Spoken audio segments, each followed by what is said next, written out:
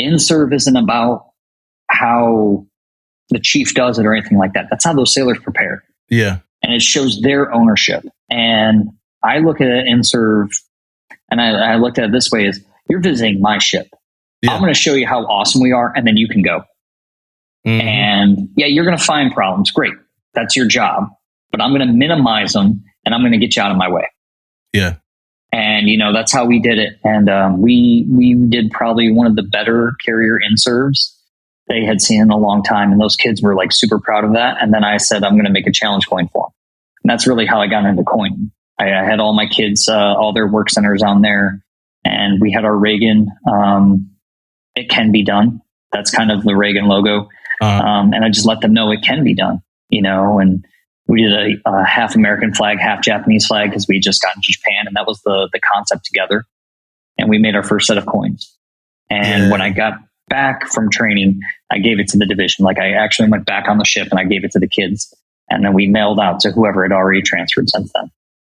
It's crazy that, like, your INSURV story and my last INSURV story as a chief, I connect. I kind of connect with yours a little bit. So for us, we had a first class that was a superstar. And it was one of those where, like, people lose hope when they leave, what we gonna do? What we gonna do? What we gonna do? And he just defined the division. So he left, before INSURV. So, we were running pretty much with our team of, like,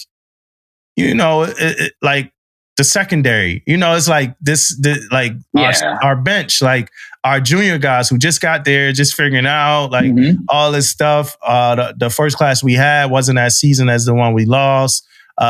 He didn't have his feet as wet as the one we lost, because the one we lost was doing everything. And I just remember, like, them kind of feeling like that too a little bit and looking like that.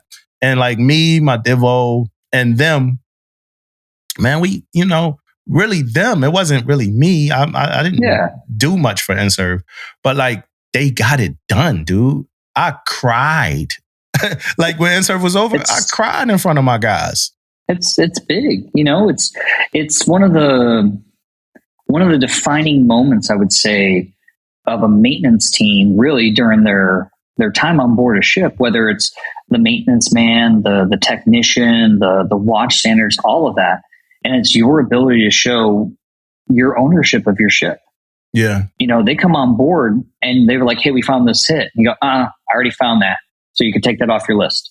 And, like, that gives that kid that energy. He's like, hey, these people have been doing it for 20, 30, 40 years, and I'm catching the same things they are. So, like, it builds that confidence within them, and it's their ability, to just be like, this is mine. Like, you're just visiting. Yeah. So we're going to keep this show going with or without you here. You've got to do this because this is, like, your check, but, like, okay, this is us. We're going to keep doing us. You guys you guys are great. And that was kind of like the tone that it left. Cause I was leaving soon after INSURV. So it was kind of like, you guys got it. Y'all got it. Like, we didn't need EM1. We didn't need, like, y'all and as great as EM1 was it's a ship. We don't need, people come and they go. Yeah, exactly. Sailors are due to rotate.